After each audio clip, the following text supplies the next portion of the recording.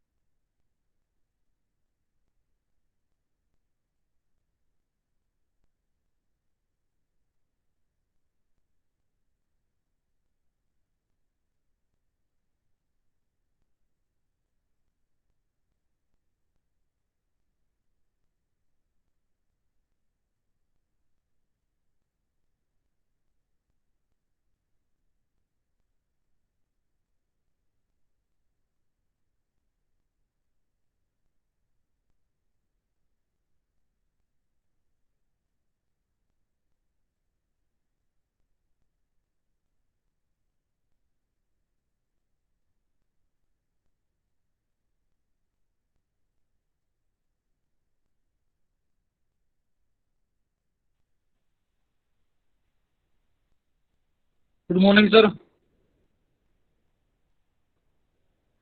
Good morning बेटा।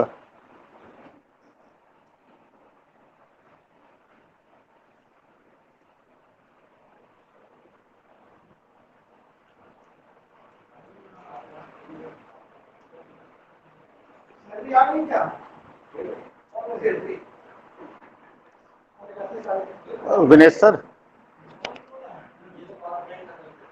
अरे Vinesh sir, ये डोर क्लोज कर देना। डोर क्लोज कर दो, डोर क्लोज कर दो। आवाज़ थोड़ी सी वो होती है ना, तो इसलिए मैं थोड़ा धीरे बोल लूँगा। Good morning sir. Good morning बेटा।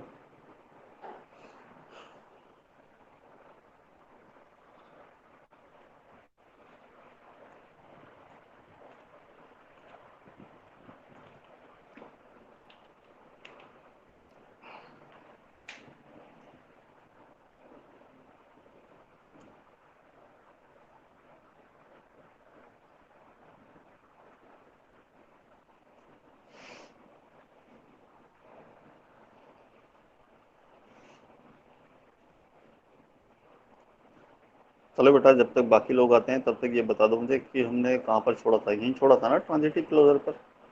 सर रिफ्लेक्सिव का हुआ तो रिफ्लेक्सिव देन सिमेट्रिक।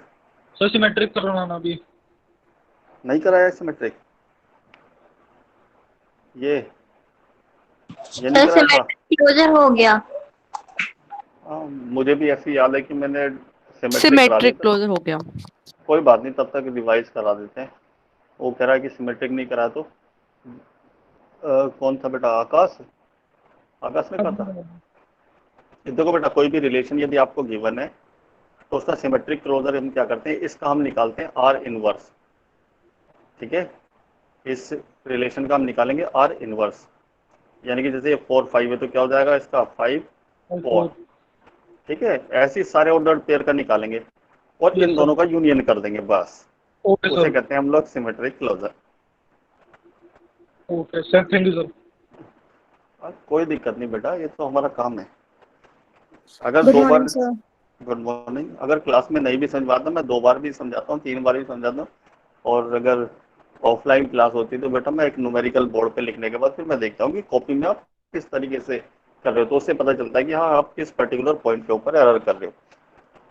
अब सर तो सब आपके, रिफ्लेक्सिव। क्या चीज़ रिफ्लेक्सिव?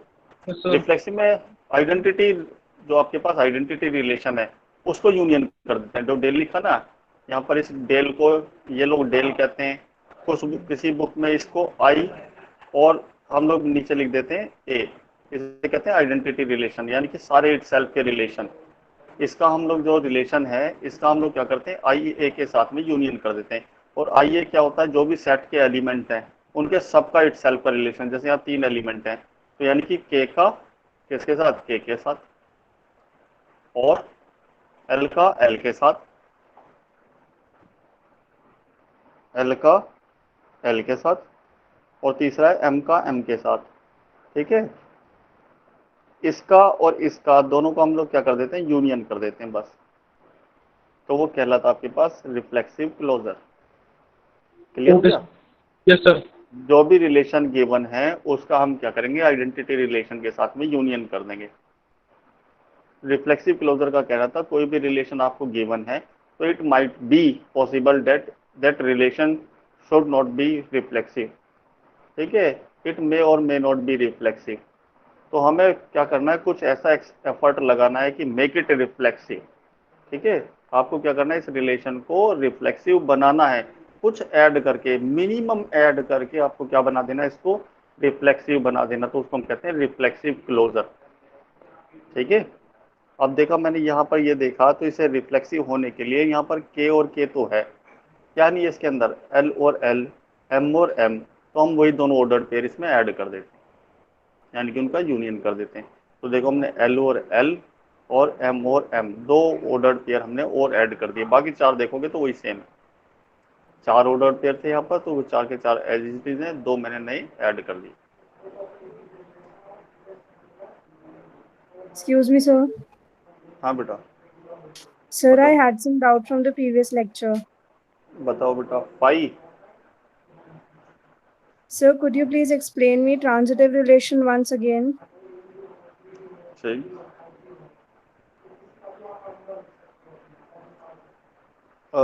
मतलब आपको स्लाइड में दिखाऊं या मैं हाथ से लिखूं? Sir, as you wish.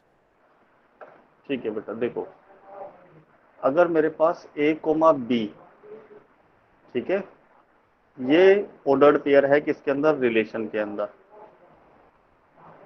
और मैं कह रहा हूं कि b कोमा सी भी आपके पास क्या है, वो रिलेशन में है, यानी कि ये दोनों ऑर्डर्ड पेयर रिलेशन में हैं। तो ट्रांजिटिविटी का कहना था कि a comma C also belongs to R, ये होना मस्ट है। ठीक है, लेट्स से 2 लेस देन 4, ठीक है, 4 लेस देन 7, तो it means 2 is always less than 7। Clear हो रहा है, ये रिलेशन होता है ट्रांजिटिव रिलेशन।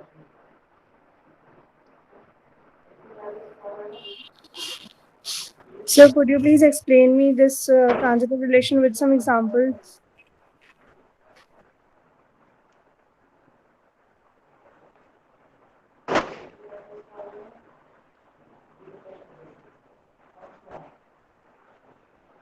ठीक है बेटा, चेक करते हैं एक रिलेशन।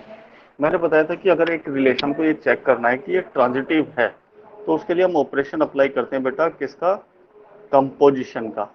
जैसे मेरे पास ये R3 है, मुझे चेक करना है कि ये ट्रांजिटिव रिलेशन है या फिर नहीं है। तो मैं क्या करता हूँ, इसी रिलेशन का कंपोजिशन इसके साथ, यानी कि इटसेल्फ के साथ ही मैं इसका क्या करता हूँ, कंपोजिशन परफॉर्म करता हूँ। जैसे 1,3 और साथ में दूसरा ऑर्डर्ड पेयर मैंने लिखा 2,1। अब कंपोजिशन कैसे होता है, यहाँ से 1 है और यहाँ पर क्या है, 3 है, तो यहाँ पर क्या मिला, b की वैल्यू 3, तो यहाँ होना चाहिए b और c। तो देखो क्या 3 से स्टार्ट होने वाला ऑर्डर्ड पेयर है क्या, ऐसा तो कोई ऑर्डर्ड पेयर नहीं जो 3 No, से sir. स्टार्ट हो, तो इसका कोई कंपोजिशन नहीं होगा। ठीक है, अब आगे बचा यहाँ पर ये 2,1। ठीक है, अब मेरे पास यहाँ a की वैल्यू है 2 और b की वैल्यू है 1, तो मुझे देखना है कि 1 से स्टार्ट होने वाला कौन सा है, तो ये है आपके पास 1 से स्टार्ट होने वाला। तो इन दोनों ऑर्डर्ड पेयर का कंपोजिशन होगा, तो क्या मिलेगा आपके पास, 2,3. ठीक है, तो जो आपके पास रिजल्ट आया वो इस रिलेशन में होना चाहिए। क्या ये रिलेशन में है? No, sir. तो मैं कहूंगा कि ये रिलेशन ट्रांजिटिविटी नहीं है, यानी कि ये रिलेशन ट्रांजिटिव नहीं है। क्लियर हो गया। अब Yes, यहाँ sir. पर क्या है, आपके पास बहुत सारे ऑर्डर्ड पेयर हैं, तो मैंने बताया था कि ट्रांजिटिविटी को करने के लिए आपको कंपोजिशन ऑपरेशन करना ही पड़ेगा। आप देखते ही नहीं बता सकते कि ये रिलेशन ट्रांजिटिव होगा या फिर नहीं होगा।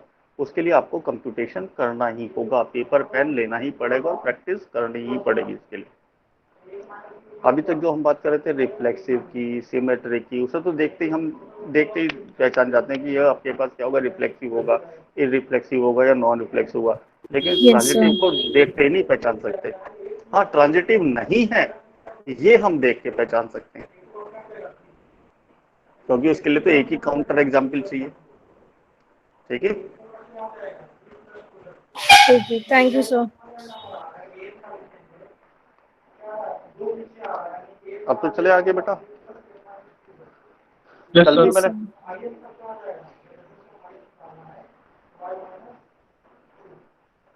कल भी मैंने ऐसे ही एक्सप्लेन किया था कि आपको देखो सिमेट्रिक क्लोजर बहुत सिंपल है, रिफ्लेक्सिव क्लोजर सिंपल है।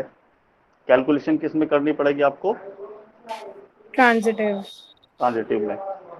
और ये भी बताया था कि बेटा इसका 20% वेट है तो इसका भी 20% वेट है, तो इसका 60% वेट होता है। यानी कि एक क्वेश्चन जो आपके पास 5 मार्क्स का आता है, मैंने आगे क्वेश्चन भी लगाया हुआ है, देखो ये इस टाइप का क्वेश्चन आया हुआ है, यूपीटी में 2003 में आया हुआ है। तो उसमें तीनों चीजें निकालनी है, रिफ्लेक्सिव क्लोजर, सिमेट्रिक क्लोजर और ट्रांजिटिव क्लोजर। तो इसके ऊपर आपको सिर्फ 1 मार्क्स मिलेगा, इसके ऊपर 1 मार्क्स मिला, इसके ऊपर 3 मार्क्स मिला, तब जाके टोटल 5 मार्क्स का हुआ। तो यानी कि जो कुछ भी करना है आपको किसमें करना है, ट्रांजिटिव में कैलकुलेशन करना है, इसी के नंबर है। ठीक है, चलो देखते हैं इसमें क्या करते हैं हम लोग।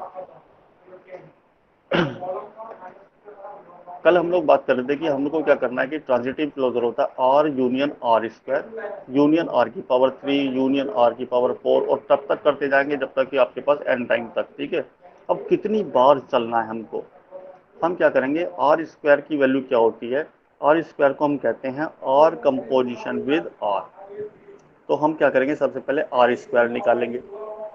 तो ये मेरे पास कोई रिलेशन यहाँ पर गिवन है, इसका कंपोजिशन करना मुझे इसी के साथ में। तो इसी के साथ में मैं कंपोजिशन करता हूँ। तो मैंने यहाँ पर मैंने ऑर्डर्ड पेयर लिख लिया 1,2, पहला ऑर्डर्ड पेयर हो गया। दूसरा ऑर्डर्ड पेयर हो गया मेरे पास 2,3, और तीसरा ऑर्डर्ड पेयर हो गया मेरे पास 3,3। ठीक है, मैंने तीनों के तीनों ऑर्डर पेयर यहाँ पर मेंशन कर दिए। अब मुझे कंपोजिशन परफॉर्म करना है। पहला ऑर्डर्ड पेयर है 1,2, तो यहाँ पर क्या मिला आपको 2, तो 2 से स्टार्ट होने वाला कौन सा है, ये वाला ऑर्डर्ड पेयर है। ठीक है, इन दोनों का कंपोजिशन करेंगे तो इसका फर्स्ट और इसका लास्ट, यानी क्या मिलेगा 1,3। कोई डाउट तो नहीं है इसमें? No, sir. ठीक है, हो गया कंपोजिशन। तो और तो कोई 2 से स्टार्ट ही नहीं है। अब देखता हूँ मैं 2,3 का क्या होगा, 2,3, तो बी की वैल्यू भी 3, तो 3 से स्टार्ट होने वाला कौन सा है, ये 3,3। जब इसका और इसका कंपोजिशन करेंगे तो इसका फर्स्ट और इसका लास्ट, तो क्या मिलेगा 2,3। सही है, ठीक है। Yes, sir. अब ये है मेरे पास 3,3, इसका कंपोजिशन किससे होगा, ये तो 1 है, ये 2 है, तो किससे होगा, सिर्फ लास्ट वाले से। क्योंकि लास्ट में क्या मिला आपको, यहाँ पर बी की वैल्यू 3, तो यहाँ बी और सी होना चाहिए, तो ये हो गया 3, 3 से मैच हो गया, तो बी बी, तो इसका ए आएगा और इसका सी आएगा, तो 3 का 3 के साथ, तो क्या यही मिला। Yes, तो sir. ये मेरे पास कंप्यूट हो गया बेटा आर स्क्वायर की वैल्यू। तो मैं चेक करके देखता हूँ क्या आर स्क्वायर जो है वो आर के इक्वलेंट है। यहाँ 1,2 है और यहाँ क्या है 1,3 है, तो इक्वलेंट तो है नहीं। तो मैं क्या करता हूँ, एक बार और क्या करता हूँ, आर की पावर 3 निकालता हूँ, आर स्क्वायर का कंपोजिशन करता हूँ किसके साथ में, आर के साथ में, यानी कि इसका कंपोजिशन एक बार और इसके साथ में करते हैं। तो कंपोजिशन कैसे करेंगे, 1 का 3 के साथ, तो 3 से स्टार्ट होने वाले कौन कौन से, एक ही है, कितना 3,3, क्या आएगा 1 और 3, तो 1 और 3 मिल गया। 1, 3 का कंपोजिशन मैंने आर के साथ करना, तो मैं यहाँ लिखूँ चाहे ये लिखूँ, ये भी तो आर ही लिखा हुआ है।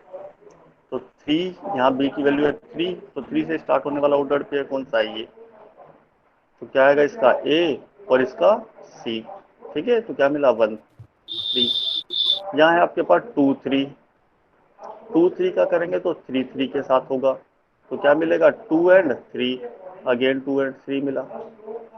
इसके बाद क्या मिला आपको 3 एंड 3, उसका किसके साथ होगा, ना 1 के साथ हो सकता ना 2 के साथ हो सकता, किसके साथ होगा 3 और 3 के साथ। इसका फर्स्ट और इसका लास्ट क्या मिला 3 और 3, तो ये तो बिल्कुल आर स्क्वायर के इक्वलेंट हो गया। तो आपको कंपोजिशन तब तक करते जाना, पावर को तब तक बढ़ाते जाना जब तक ये किसी प्रीवियस वाले के इक्वलेंट ना आ जाए। ठीक है, तो अब ये जो फार्मूला है ये थोड़ा सा रिड्यूस हो जाएगा।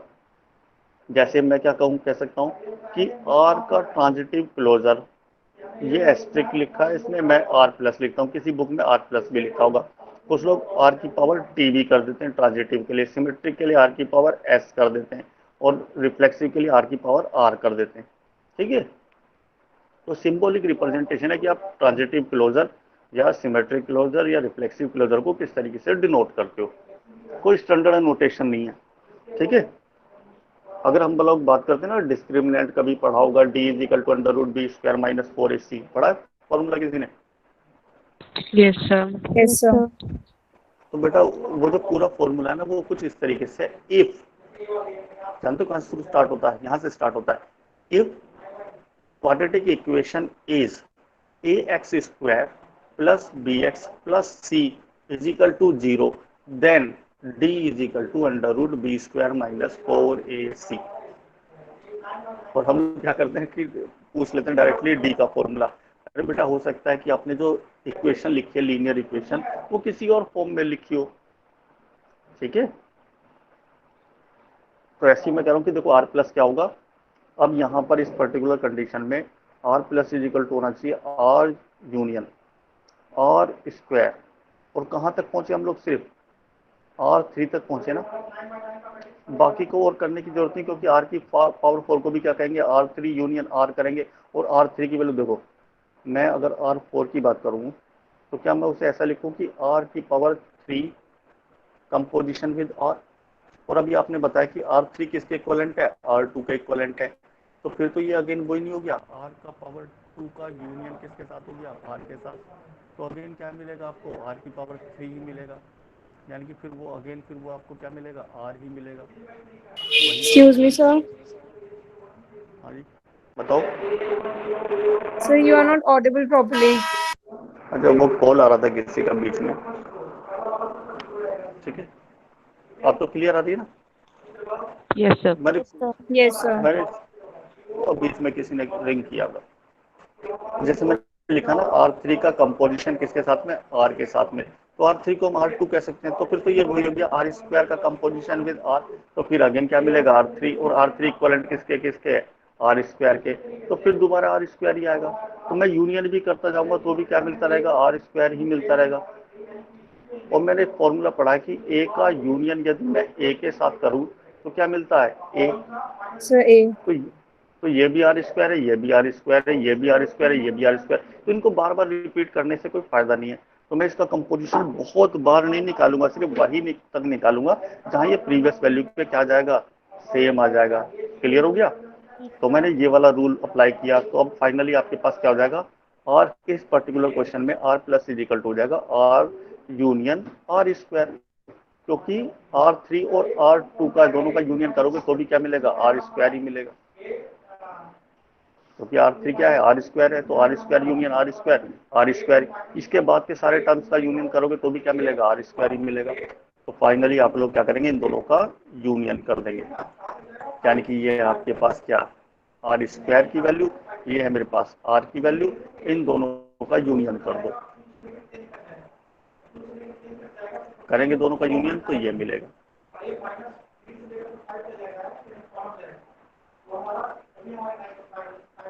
ठीक है बेटा, इजी है। Yes, sir. Yes, sir. चलो एक न्यूमेरिकल देखते हैं इसके ऊपर। ये क्वेश्चन है, मुझे इसका रिफ्लेक्सिव क्लोजर निकालना है, सिमेट्रिक क्लोजर निकालना है और ट्रांजिटिव क्लोजर निकालना है। तो रिफ्लेक्सिव क्लोजर में तो क्या करना है, जो उसने भी आपको दिए हुए ऑर्डर्ड पेयर सारे सेल्फ के रिलेशन होने चाहिए। इसके अंदर ना तो ए का ए के साथ रिलेशन है, ना बी का बी के साथ है, और ना सी का सी के साथ है, केवल डी का डी के साथ है। तो हमने क्या किया, पूरे चारों के तो उसका कर दिया, यूनियन कर दिया रिलेशन के साथ में, तो आंसर आ गया। इसमें तो कोई डाउट नहीं होना चाहिए। मुझे तो लग रहा है कि सिर्फ आपको रीराइट करना है, एक जगह रिलेशन लिखना, उसका यूनियन करना है, आइडेंटिटी रिलेशन डाला, दोनों का यूनियन कर दिया, काम खत्म हो गया। ठीक है, क्लियर हुआ बेटा? Yes, sir. Yes, sir. Yes, sir. Second है सिमेट्रिक क्लोजर। उसमें हमें क्या करना, रिलेशन और उसका यूनियन किसके साथ करना है, इनवर्स के साथ में। ये रिलेशन लिखा हुआ है और इसका हमने यूनियन कर दिया किसके साथ में, आर के इनवर्स से। ए बी का क्या हो गया, बी ए, बी सी का क्या हो गया, सी बी। इसका कर दिया हमने इनवर्स और दोनों का क्या कर दिया, सिर्फ यूनियन। यूनियन किया तो ये आ गया आंसर, ये भी खत्म हो गया। अब जो हमें प्रॉब्लम सॉल्व करनी है वो किसकी करनी है, ट्रांजिटिव क्लोजर की। अब इसे करके देखोगे Yes, sir. तो ये तो पेपर Yes, पेन sir. उठाओ और इसे एक बार सॉल्व करके देखो। इसी का कंपोजिशन इसी Yes, रिलेशन के साथ में करके sir. देखना है। तो देखो आर स्क्वायर की वैल्यू क्या आती है, फिर आर थ्री की वैल्यू निकालना तो वो आर स्क्वायर के इक्वलेंट आ जाएगी। चेक करके देखो एक बार।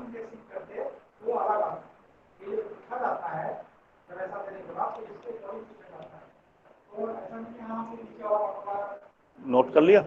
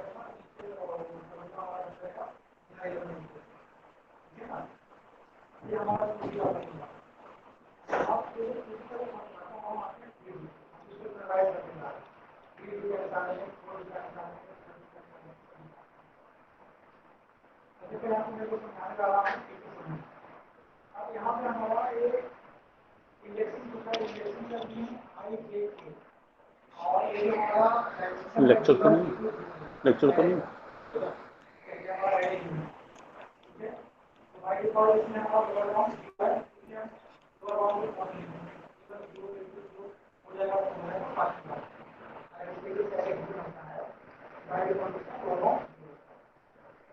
हुआ बेटा सॉल्व।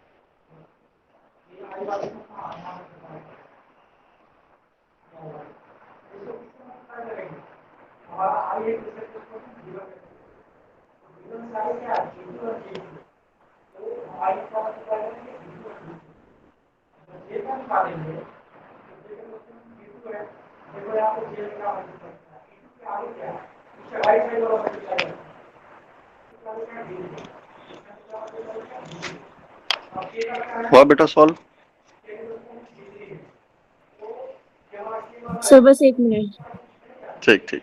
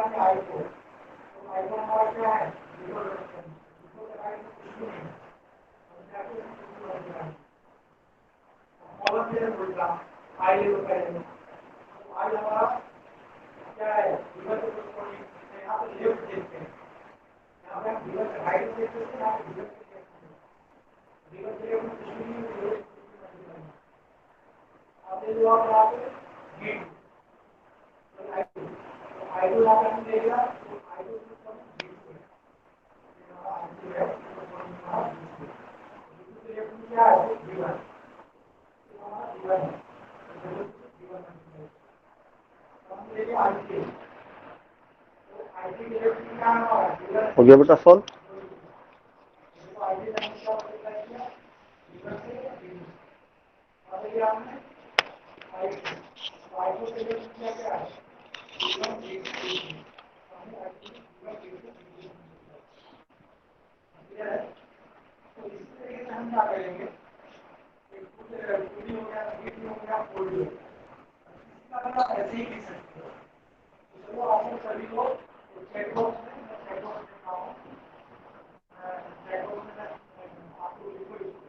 हाँ बेटा हो गया सॉल्व, आगे चले।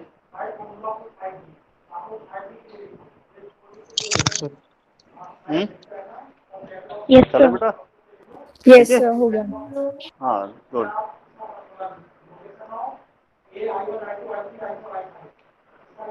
तो देखो अब तो जितना भी बेसिक था वो सब हमने कंप्लीट कर लिया। रिलेशन में बस इतना ही है। अब केवल क्या करना है, रिलेशन का रिप्रेजेंटेशन देखना है और कुछ दूसरे अल्टरनेटिव मेथड भी हमें सर्च करने हैं।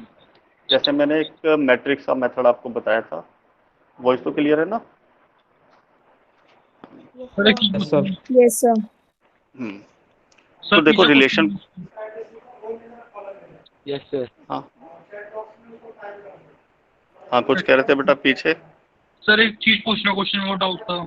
हाँ हाँ बताओ बताओ। सर आप मुझसे क्वेश्चन सर, जैसे आर क्यूब में सर बीच में ए भी आ रहा है, ये आर क्यूब में, तो बीच में ए भी है ये हाँ सर, लेकिन ये आर स्क्वायर में नहीं है, तो सर ये इक्वल टू आर स्क्वायर कैसे हो गया ये?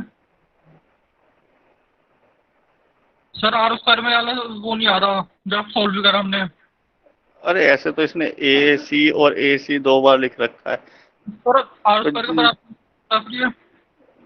मैं किसी भी बुक के सॉल्यूशन पे बिलीव नहीं करता हूँ। ठीक है, आप निकाल के देखो कि R square equal to R three आ रहा है या फिर नहीं भी आ रहा है। ठीक है, यस ऐसे सर। तो नंबर ऑफ ऑर्डर्ड पेयर कितने दिखाई दे रहे हैं तुम्हें यहाँ पर 7। यहाँ कितने ऑर्डर्ड पेयर दिखा रहे हैं आपको? 3, 3, 6 और 2, 8 नहीं दिखा दे रहा। कुछ रिपीटेशन में भी होंगे।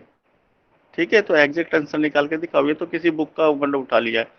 ठीक है, मुझे तो ये दिखाना था कि क्वेश्चन इस तरीके से आता है यूपीटीयू के अंदर। सॉल्यूशन तो अपने ही फॉर्मूला लगा के करेंगे बेटा। बुक में जितनी बुक मिलेंगी उसमें बहुत सारे क्वेश्चन में मिस प्रिंटिंग होती है। वो जो टाइपिस्ट हैं वो टाइप करते हैं जनरली, जितने भी मैथमेटिशियन है वो तो क्वेश्चन क्या करते हैं, पेपर के ऊपर सॉल्व करते हैं। और जो टाइपिस्ट हैं वो क्या करते हैं, ए की जगह डी पढ़ लेते हैं, डी की जगह ए पढ़ लेते हैं। देखो मैं ए ऐसे लिखता हूँ, अब उसमें थोड़ी सी चोट निकल गई तो उसे ए को डी समझ लेंगे। ऐसा होता है। Okay sir. ठीक है, अभी एक बच्चे ने बताया ना कि निकाल के देखा उसने कि हाँ सॉल्व हो गया या 3 आ गया, तो ठीक है। ठीक है, अगर प्रोसीजर फॉलो करोगे तो रिजल्ट हमेशा मिलेगा। जैसे देखो रिलेशन में मैट्रिक्स बताई थी मैंने, जैसे ये है 1 से लेके 2 तक, ठीक है, पहला ऑर्डर्ड पेयर है मेरे पास 1 से 2 पर। तो मैंने एक तरफ क्या करें, एक तरफ तो मैंने बना लिया जो पहला वाला आइटम है, जिसे हम लोग क्या कहते हैं, डोमेन कहते हैं। ये सारे डोमेन है, ये बिलोंग करेंगे जो फर्स्ट पार्ट पे लिखा हुआ है, ठीक है। यानी कि हमारे पास रिलेशन किसका सबसेट होता है, ए क्रॉस बी का। तो ये होगा आपके पास ए की वैल्यू, तो दूसरी वाली किसकी होगी आपके पास, बी की वैल्यू। आपने कहा 1 का 2 से, तो 1 से एरो बन जाएगा किसके लिए, 2 के लिए। क्लियर हो गया। दूसरा ऑर्डर्ड पेयर है, तो मैंने यहाँ पर देखो उसकी मैट्रिक्स में क्या किया, 1 से 2 पर क्या लगा दिया, यानी कि यहाँ पर ये मेरे पास ऑर्डर्ड पेयर अवेलेबल है, क्रॉस कर दिया। दूसरा 1 से 3 पर, तो 1 से क्या बना दिया मैंने, 3 पर, और 1 से 3 पर क्या लिख दिया मैंने, क्रॉस, यानी कि ये मेरे पास ऑर्डर्ड पेयर रिलेशन में है, ठीक है। सिमिलरली 1 4, तो मैंने 1 4, सिमिलरली 2 3। क्लियर हो गया। इस तरीके से ऑर्डर्ड पेयर को हम लोग क्या कर सकते हैं, डिफाइन कर सकते हैं। तो आप चेक करो कि कितने ऑर्डर्ड पेयर मेरे पास यहाँ पर, 3 एंड 3 6, तो 3 क्रॉस जगह पर क्रॉस लगा हुआ। जहां जहां पर भी आपके पास वो ऑर्डर्ड पेयर प्रेजेंट है, उसको तो हम बुलियन फंक्शन ट्रू कर देंगे, यानी कि 1। बाकी सब जगह पर क्या फिल कर देंगे, 0। इन सब पर तो क्या लिख देंगे, 0। और बाकी सब पर जहां पर भी आपके पास ऑर्डर्ड पेयर अवेलेबल है, उसकी वैल्यू को कितनी कर देंगे हम लोग, 1। तो इस मैट्रिक्स को हम लोग कहते हैं रिलेशन मैट्रिक्स। क्लियर हो गया। इसको कहते हैं हम लोग रिलेशन मैट्रिक्स। तो इस तरीके से आप रिलेशन मैट्रिक्स परफॉर्म कर सकते हो। अगर दोनों में सेम नंबर ऑफ एलिमेंट है तो मैं इसे ए क्रॉस ए भी कह सकता हूँ, तो हमेशा स्क्वायर मैट्रिक्स बनेगी। अदरवाइज डिसिमिलर मैट्रिक्स भी बन सकती है, ठीक है। अब बेटा लॉजिक क्लियर हुआ। जो ऑर्डर्ड पेयर प्रेजेंट है उस पे 1 लिखना है, जो ऑर्डर्ड पेयर प्रेजेंट नहीं है उसको 0 लिखना है। जैसे 1 का 1, तो 1 1 है क्या, ठीक है। अपने आप से क्वेश्चन पूछो, क्या यहाँ पर रिलेशन में 1 1 है, नो, तो इसमें No, sir. तो 0 लिख दिया। 1 2 है, यस, तो 1 लिख दिया। क्लियर हो गया। आप चेक करके देख लो, 3 का 2 के साथ 3 2 है क्या, नहीं, तो वहां पर 0 लिख दिया। क्लियर हो गया। इस तरीके से हम मैट्रिक्स को क्या कर सकते हैं, किसी भी रिलेशन को हम मैट्रिक्स में कन्वर्ट कर सकते हो। तो बेनिफिट क्या हुआ, किसी रिलेशन को मैट्रिक्स में आखिर कन्वर्ट ही क्यों कर रहे हैं। अभी तक हम जो कुछ भी कर रहे थे, देखो रिफ्लेक्सिव ढूंढ रहे थे, रिफ्लेक्सिव ढूंढ रहे थे, ये तो हमारे बेसिक स्टेप थे। अब हम वही काम के लिए, जो हमारे पास जब ऑर्डर्ड पेयर गिवन है, तो हम मैट्रिक्स क्यों बना रहे हैं, हमको बेनिफिट क्या है मैट्रिक्स से।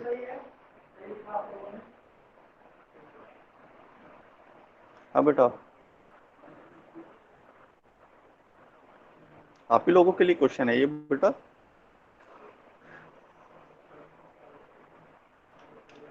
मैट्रिक्स में क्यों लेके जा रहे हैं हम रिलेशन के, जब रिलेशन के ऑर्डर्ड पेयर हमारे पास गिवन है, हम सारे ऑपरेशन परफॉर्म कर सकते हैं, तो भी मैं उसे मैट्रिक्स में कन्वर्ट कर रहा हूँ। आपने देखा प्रोग्रामिंग लैंग्वेज में ऐसा कोई डेटा स्ट्रक्चर नहीं है जिसके अंदर मैं ऑर्डर्ड पेयर इनपुट कर दूं।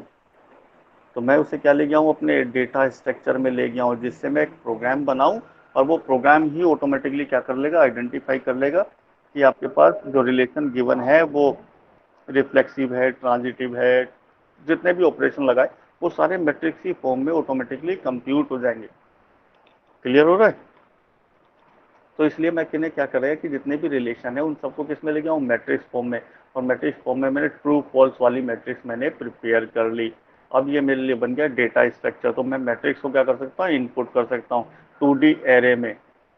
उससे मैं फिर क्या कर सकता हूँ, कंप्यूटेशन कर सकता हूँ, रिजल्ट भी मुझे कंप्यूटेशनल में मिल जाएगा, यानी कि मैट्रिक्स फॉर्म में मिलेगा।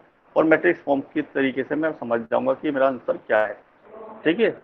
जब तक आपके पास रिलेशन बहुत स्मॉल है, यानी कि ए और बी में वैल्यू कितनी है, 4 और 4 हैं, तब तक मैनुअल कंप्यूटेशन करना बहुत इजी प्रोसेस है।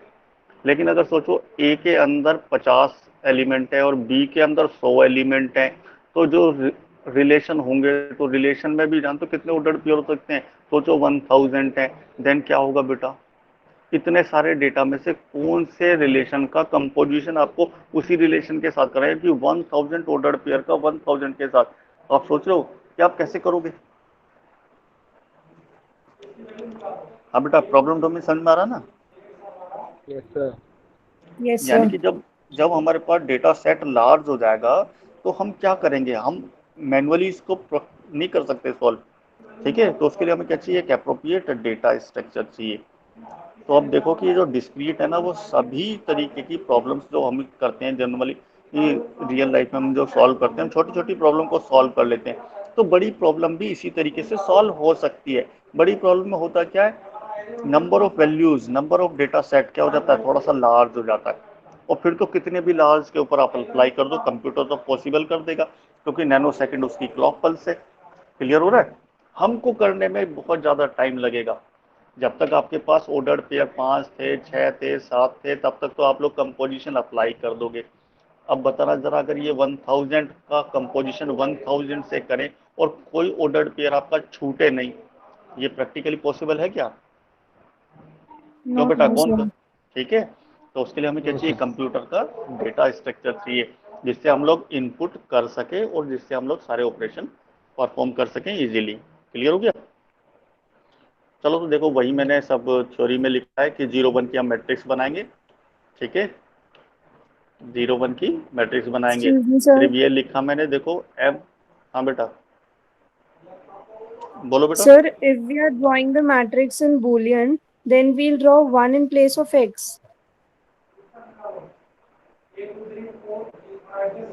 या बेटा, यही बताया बेटा मैंने कि एक्स नहीं है, वो उसने बताया कि ये पर्टिकुलर ऑर्डर्ड पेयर का रिलेशन प्रेजेंट है, तो ट्रू और फॉल्स में मैट्रिक्स अभी भी यही लिखी हुई है।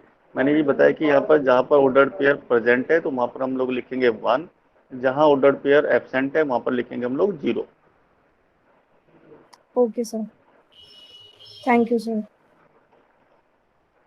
ठीक है, और वही मैंने सिंबॉलिक रिप्रेजेंटेशन में लिखा, इफ एम आई जे यानी कि A I comma B J belongs to the relation, अगर कोई भी ऑर्डर्ड पेयर रिलेशन से बिलोंग करता है तो उसकी जगह पर हम सब्स्टिट्यूट करेंगे 1। ठीक है, अगर ए और B not belongs to R तो उसकी जगह क्या सब्स्टिट्यूट करेंगे हम लोग, 0। 0. क्लियर हो गया?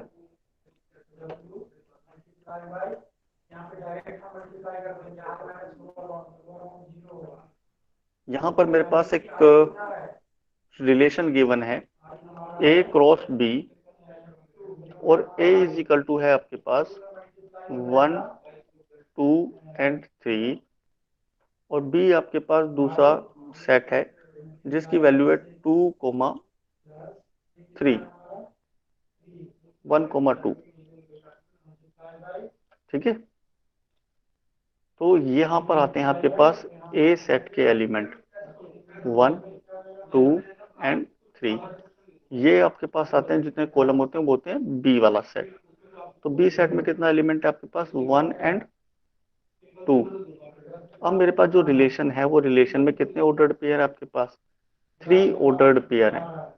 पहला ऑर्डर्ड पेयर है 2 1, यानी कि मैंने क्या किया कि आपके पास ए की वैल्यू 2, ठीक है, और बी की वैल्यू 1, तो मैंने यहाँ पर क्या है, ऑर्डर्ड पेयर प्रेजेंट है तो मैंने वहां पर लिख दिया 1। ठीक है, और कौन सा ऑर्डर्ड पेयर है, 3 1, 3 1, तो 3 1, तो क्या लिख दिया यहाँ पर 1। दूसरा क्या है आपके पास 3 2, तो 3 2, क्या लिख दिया यहाँ पर 1। तो आपकी मिक्स में उतने ही 1 होंगे जितने ऑर्डर्ड पेयर आपके रिलेशन में होंगे। क्लियर हुआ बेटा? Yes, sir. Yes, sir. ठीक, अब तो कोई भी ऑर्डर्ड पेयर हम मैं दूं तो आपको मैट्रिक्स बना देंगे आप। Yes, sir. Yes, sir.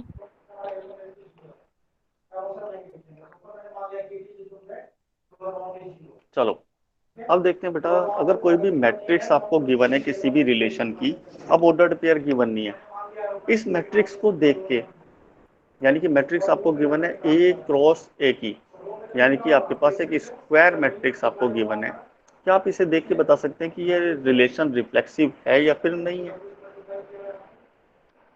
तो डायगोनल पर क्या होगा, 1 का 1 के साथ, 2 का 2 के साथ, तो यानी कि रिफ्लेक्सिव रिलेशन में क्या होता है, 1 का 1 के साथ होना चाहिए, 2 का 2 के साथ होना चाहिए, 3 का 3 के साथ होना चाहिए, यानी कि उसके डायगोनल पर क्या होना चाहिए, 1 Reflexive 1 होना elements. चाहिए। Same. ठीक है, तो रिफ्लेक्सिव रिलेशन पे अगर all diagonal elements are 1, then it means this particular relation is reflexive relation. Reflexive.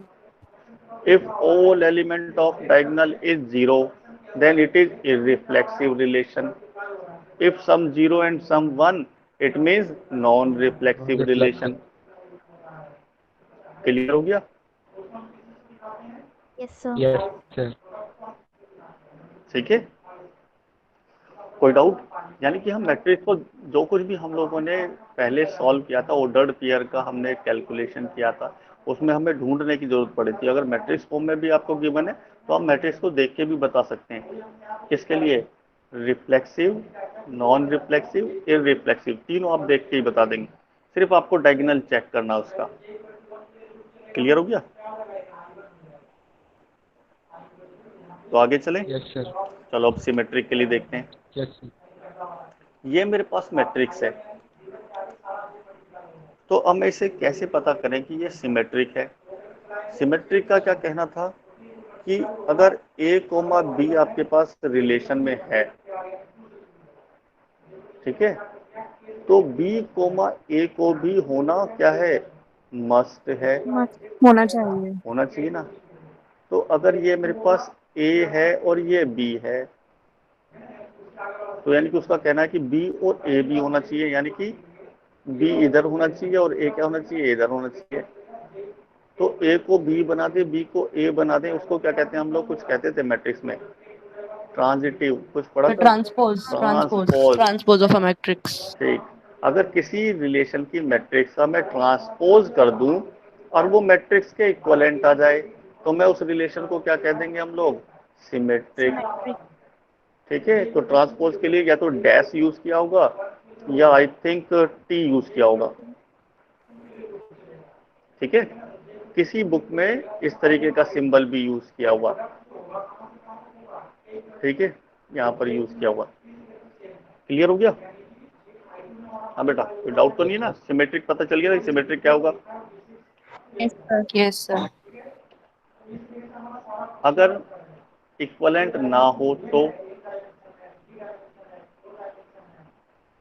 अगर इक्विवेलेंट ना हो तो नॉन सिमेट्रिक, यानी कि सिमेट्रिक, Non-symmetric. यानी कि सिमेट्रिक नहीं होगा। नॉन सिमेट्रिक मतलब सिमेट्रिक नहीं होगा। ये नहीं कहा उसने असिमेट्रिक होगा, उसने कहा नॉन सिमेट्रिक होगा, यानी कि सिमेट्रिक नहीं होगा। चलो बुलियन में जॉइन और मीट यानी कि यूनियन और इंटरसेक्शन की बात करते हैं। ये मेरे पास दो अलग अलग रिलेशन हैं। अब इस रिलेशन का मुझे क्या करना है कि दोनों का यूनियन करना है या दोनों का इंटरसेक्शन करना है।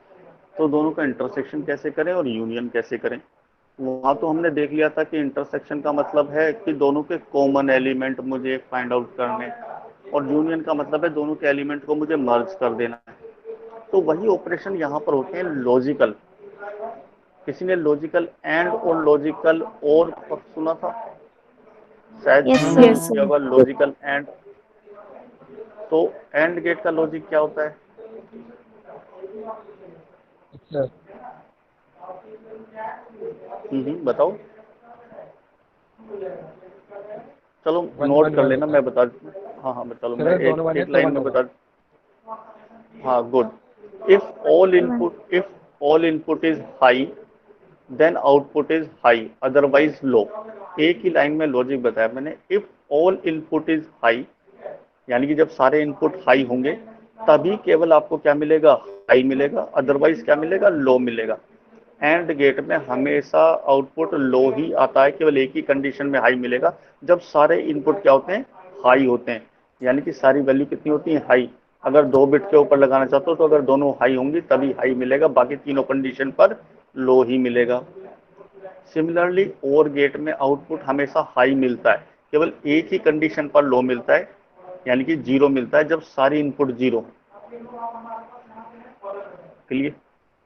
क्लियर हो गया बेटा? Yes, sir. एंड और तो क्लियर हो गया। एंड यानी कि दोनों का होना मस्ट है, और यानी कि आइदर, यानी कि उनमें से कोई भी। केवल एक ही कंडीशन में और गेट पे आता है, हमेशा क्या मिलता? ऑलवेज हाई मिलेगा, केवल एक ही कंडीशन पर 0 मिलेगा, जब सारी इनपुट क्या होंगी? यानी कि 0 0 पर 0 मिलेगा, केवल 0 0 पर ही 0 मिलेगा, बाकी सब पर क्या मिलेगा? 5, ठीक है। और यहाँ एंड गेट का हमेशा लो ही आता है, केवल एक ही कंडीशन पर आपको हाई मिलेगा, जब क्या होगा इनपुट 1 1। अगर 2 बिट की बात करें तो, अगर 3 बिट की बात करें ना, 3 बिट के कितनी बड़ी भी टेबल लिख लेना, एंड गेट में सब जगह पर 0 भरेंगे। अगर 3 इनपुट हैं तो जब तक तीनों इनपुट 1 नहीं होंगी तब तक आउटपुट 1 नहीं आएगा, बाकी सब जगह पर 0 ही मिलेगा बेटा आपको, ठीक है। तो टेबल ऑटोमेटिकली बनती चली जाएगा। आप कहेंगे 4 इनपुट है आपके पास, तो चारों जब तक 1 नहीं होंगे तब तक एंड गेट का आउटपुट 1 नहीं मिलेगा, ठीक है। इसलिए यहाँ पर इसका एक सिंबल भी है, यहाँ पर हम सिंबल यूज करेंगे एंड के लिए ये, ठीक है। और गेट के लिए यूज करेंगे हम लोग सिंबल देश, और बुलियन में हम लोग सिंबल यूज करेंगे प्लस, और यहाँ पर सिंबल यूज करेंगे डॉट। क्लियर हो गया? तो हम कोई सा भी सिंबल यूज कर सकते हैं। वहीं प्रोपोजिशन में दोनों ही सिंबल हम लोग यूज करेंगे, डिजक्शन और कंजक्शन के लिए। तो सिंबल्स का ही खेल है पूरा। मैथमेटिक्स क्या है? Symbolic representation to do the operation. Mathematics में सिंबॉलिक क्या है आपके पास? रिप्रेजेंटेशन ही है। अब देखो हम लोग कैसे सॉल्व करते हैं। देखो, अगर आपको यूनियन कंप्यूट करना है, दो रिलेशन का यूनियन करना है, तो हम लोग बीच में लगाएंगे लॉजिकल और ऑपरेशन, यानी कि और ऑपरेशन कर देंगे इसका बिट वाइज, यानी कि 1 का 1 के साथ और करेंगे तो क्या मिलेगा 1, 0 का 0 के साथ करेंगे तो क्या मिलेगा 0, 1 का 1 के साथ करेंगे तो 1, 1 का 0 के साथ करेंगे तो 1, 0 का 1 के साथ करेंगे तो 1, 0 का 1 के साथ करेंगे तो 1, 0 का 1 के साथ करेंगे 1, 1 का 0 के साथ 1, 0 का 0 के साथ करेंगे तो 0। क्लियर हो गया? केवल और गेट में बताया मैंने, केवल एक ही कंडीशन ऐसी है जबकि 0 मिलता है आपको आउटपुट, वो कौन सी है? 0 0। तो हमेशा जब भी आप लोग यूनियन करें या फिर और ऑपरेशन परफॉर्म करें तो इस मैट्रिक्स में सिर्फ 0 0 के टर्म्स आइडेंटिफाई करो। देखो यहाँ 0 और 0, ठीक है। और कहाँ पर है आपके पास? ये भी 0 है और ये भी 0 है। केवल इन दो पोजीशन के ऊपर तो आपको मिलेगा 0, बाकी पोजीशन पर क्या मिलेगा आपको? 1 ही मिलेगा। क्या बताया और गेट का logic? If all input is low then output is low, otherwise high. बाकी तीनों कंडीशन में 0 1, 1 0 और 1 1 तीनों पर हाई मिलेगा। क्लियर हुआ बेटा? Yes sir. Yes, sir. इसी तरीके से इंटरसेक्शन है, उसमें हम लोग क्या करते हैं? एंड ऑपरेशन परफॉर्म करते हैं। अब एंड ऑपरेशन में बताओ कैसे करें हम लोग एंड ऑपरेशन? सर बस 1 1 1 आएगा, बाकी सब हाँ 0 आएगा। गुड। तो बस आप 1 1 देखो कहाँ पर है, तो 1 और ये 1 है, एक दूसरा ये 1 और ये 1 है। उसके अलावा देखो 1 1 कहाँ पर है? यहाँ तो देखो 0 0 बना, यहाँ 1 0 बना, यहाँ 1 0 बना, यहाँ 0 1 बना, यहाँ 0 1 1 0 0 0। तो बाकी सब जगह पर 0 मिलेगा, सिर्फ दो पोजीशन पर ही क्या मिला? 1। क्लियर हो गया? अब बताओ इसमें कोई टिपिकल ऑपरेशन है? जो आपने सी में बिटवाइज ऑपरेटर पढ़ा था उसका एप्लीकेशन है पूरा। क्लियर हो गया? Yes, sir. चलते हैं। बताओ। हाँ बेटा, कोई डाउट है? नहीं? No, sir. चलें फिर आगे। चलो,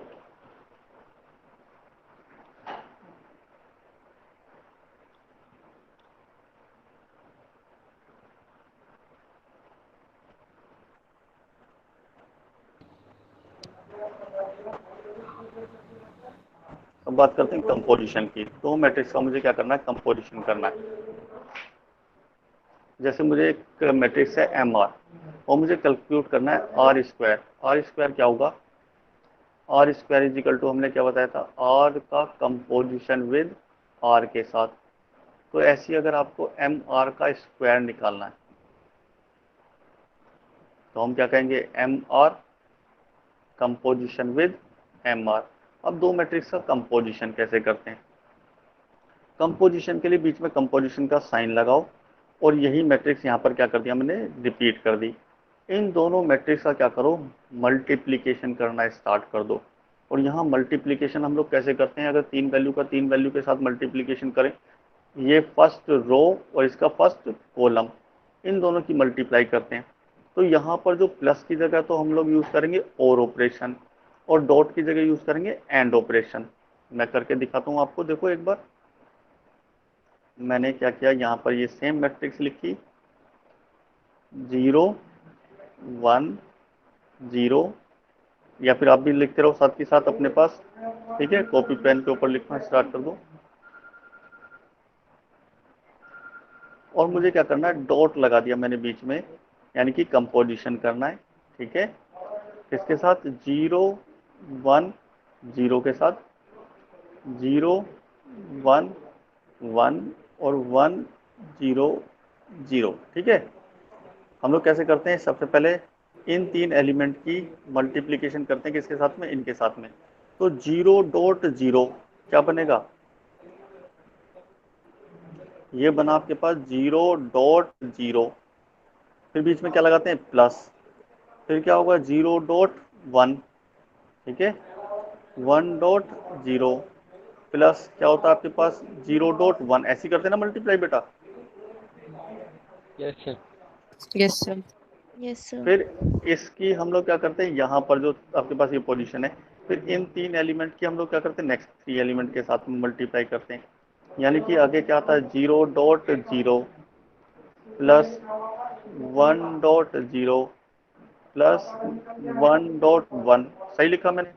फिर एक बार और नीचे वाले के साथ करके देखते हैं, 1.0 1.0 प्लस 0.0 प्लस क्या करेंगे हम लोग, एक बार और मल्टीप्लाई करेंगे तो 0.1, सही लिखा मैंने। मैंने सिर्फ ये वाली वैल्यू लिखी है रिजल्टेंट मैट्रिक्स की, अभी सिर्फ 3 यही लिखी है ना। उसके बाद ये भी लिखेंगे तो सेकंड उससे करेंगे आगे, इस तरीके के 9 पेयर बनेंगे, ठीक है। आ रहा है ना समझ में, मल्टीप्लाई ऐसे ही करते हैं।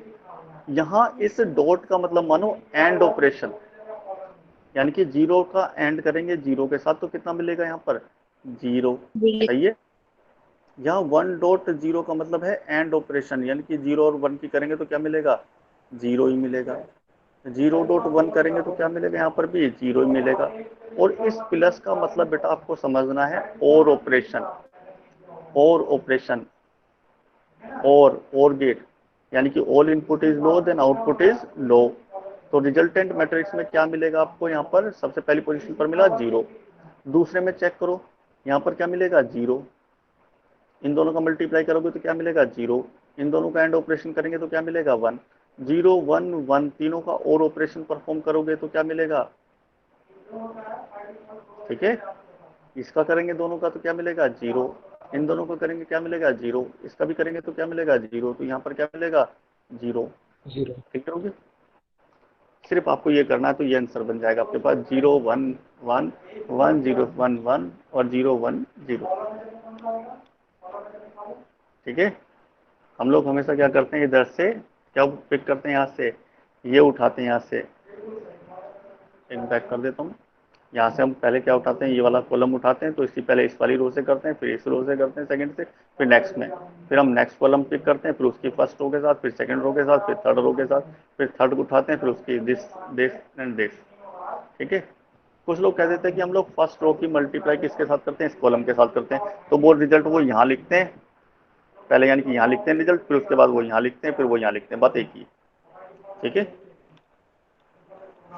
और मैट्रिक्स मल्टीप्लिकेशन तभी पॉसिबल है जब पहली वाली के कॉलम और दूसरी वाली की रो दोनों इक्वलेंट होती हैं। तो हो जाएगा बेटा, ट्राई करके देख लो, दोनों का मल्टीप्लाई करोगे तो फिर क्या मिल जाएगा, देश। इस तरीके से हम कंपोजिशन अप्लाई कर सकते हैं, दो मैट्रिक्स का कंपोजिशन। हाँ बेटा, Yes, क्लियर sir, हुआ, it is coming same. ठीक है। तो करना ही पड़ेगा क्योंकि मल्टीप्लाई है तो करना ही पड़ेगा। कंपोजिशन जब भी आ जाएगा या ट्रांजिटिव जब भी आ जाएगा तो आपको इसे सॉल्व करके ही दिखाना पड़ेगा। बाकी देखो आपको ना इतना ज़्यादा प्रॉब्लम उसमें आई है रिफ्लेक्सिव में, तो उसमें कंप्यूटेशन कम होती है तो उसका वेटेज भी मार्क्स का कम होता है, ठीक है। नंबर भी आपके गेन होने तो इसी पे होने। अब रिलेशन का मैंने डायग्राम भी बना के दिखाया था, कहो तो मैं शुरू वाली स्लाइड को ओपन करके दिखा दूं, करवाया था ना मैंने। उसी डायग्राम के लिए देखो, जैसे मेरे पास क्या है यहाँ पर कोई भी सेट गिवन है आपको, उसमें कितने एलिमेंट हैं आपके पास? कितने एलिमेंट हैं आपके पास? 4 एलिमेंट हैं। उन 4 एलिमेंट्स को मैंने क्या किया, 4 नोड से शो कर दिया। पहला ऑर्डर्ड पेयर मैंने देखा ए कोमा बी है, तो यानी कि ए से क्या बना दिया, एरो बना दिया, किसके लिए? बी के लिए। दूसरा ऑर्डर्ड पेयर है ए से डी के लिए, तो ए से डी के लिए बना दिया। फिर बी का बी से है, ठीक है। फिर उसके बाद क्या, बी से डी कर, फिर सी से ए पर, फिर सी से बी पर, फिर डी से बी पर। बन गया। इस तरीके से हम किसी भी रिलेशन का क्या कर सकते हैं, डायाग्राफ बना सकते हैं, यानी कि डायरेक्टेड ग्राफ। डायाग्राफ का मतलब है डायरेक्टेड ग्राफ। क्लियर हुआ? जल्दी जल्दी बोलते रहो Yes, बेटा, sir. ठीक है। अब बताओ कि डायग्राम को देख के हम बता सकते हैं कि ये रिफ्लेक्सिव है या फिर नहीं है, और कैसे पता लगाएं कि हम डायग्राम को देख के कि ये रिफ्लेक्सिव है। तो रिफ्लेक्सिव का मतलब है इटसेल्फ का रिलेशन। हाँ मैं आ रहा हूँ वहीं पे।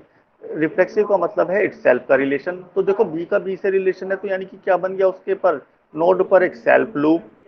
अगर ए के ऊपर भी सेल्फ लूप होता, और डी के ऊपर भी सेल्फ लूप होता, और सी के ऊपर भी सेल्फ लूप होता, यानी कि सभी वर्टेक्स पर अगर सेल्फ लूप होता, तो ये रिलेशन क्या होता, रिफ्लेक्सिव होता।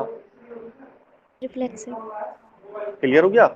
अगर किसी भी नोड के ऊपर सेल्फ लूप नहीं है तो इररिफ्लेक्सिव होता।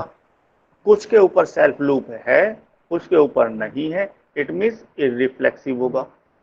बताओ बात समझ में आई? Yes, sir. गुड।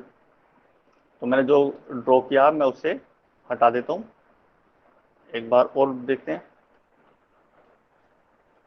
अब सिमेट्रिक की बात करते हैं इसी डायग्राम में। अब मुझे कैसे पता लगे कि ये सिमेट्रिक है या नहीं है?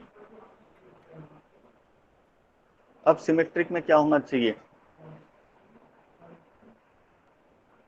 सिमेट्रिक का मतलब है कि देखो ए का रिलेशन यदि ए के साथ है, ए का रिलेशन यदि बी के साथ है, तो बी का रिलेशन भी होना चाहिए ए के साथ। आप यही तो कह रहे हो कि ए का बी के साथ है, तो डेफिनेटली है कि बी कोमा ए भी होना चाहिए। यानी कि अगर ए से बी पर जाने के लिए पाथ है, तो डेफिनेट है कि बी का दोनों बी से पाथ होने भी, चाहिए। हाँ गुड, आने और जाने दोनों के रास्ते होने चाहिए। क्लियर हो गया?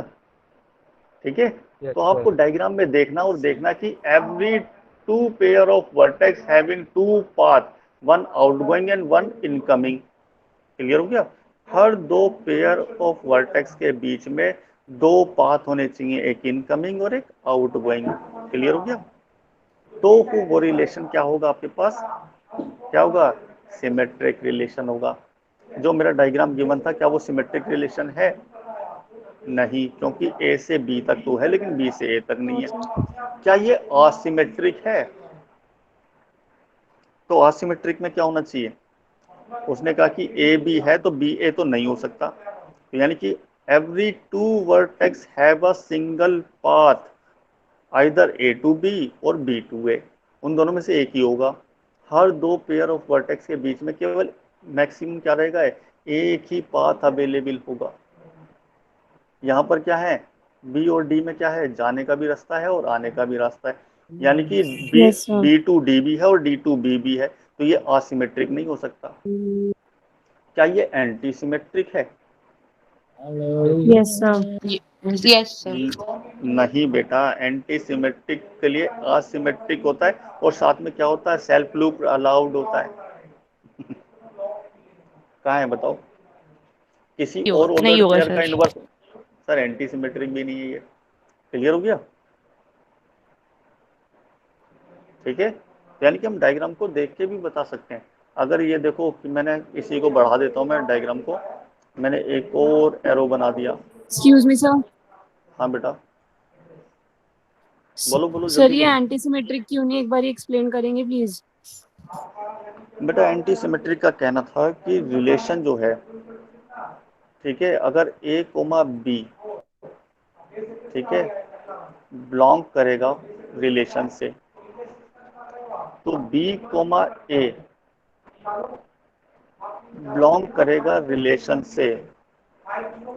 ये दोनों चीजें तभी एक साथ प्रैक्टिकल पॉसिबल है।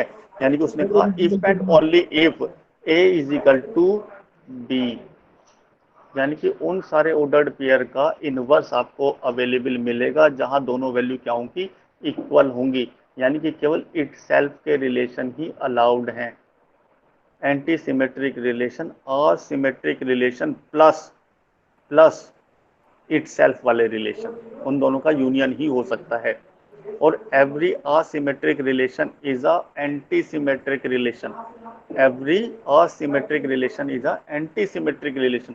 तो एंटी सिमेट्रिक में कुछ एक्स्ट्रा क्या हो जाते हैं, इट सेल्फ वाले रिलेशन, ए कोमा ए भी अलाउड है, बी कोमा बी भी अलाउड है, और सी कोमा सी भी अलाउड है। ठीक है, हाँ बेटा, क्लियर हुआ? Okay, sir. Thank you, sir.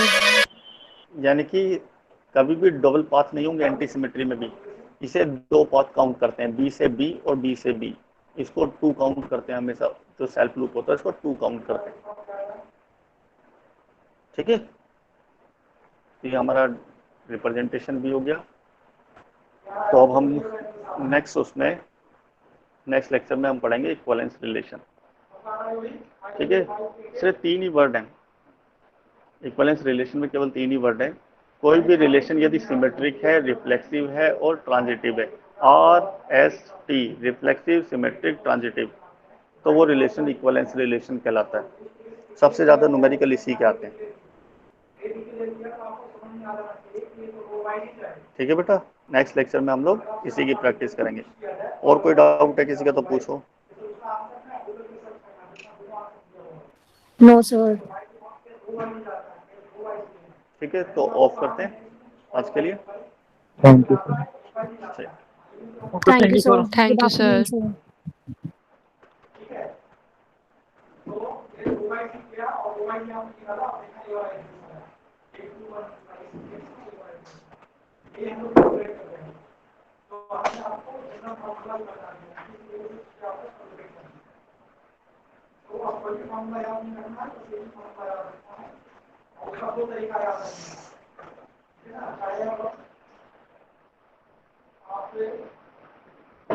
खाना खा लिया तुमने?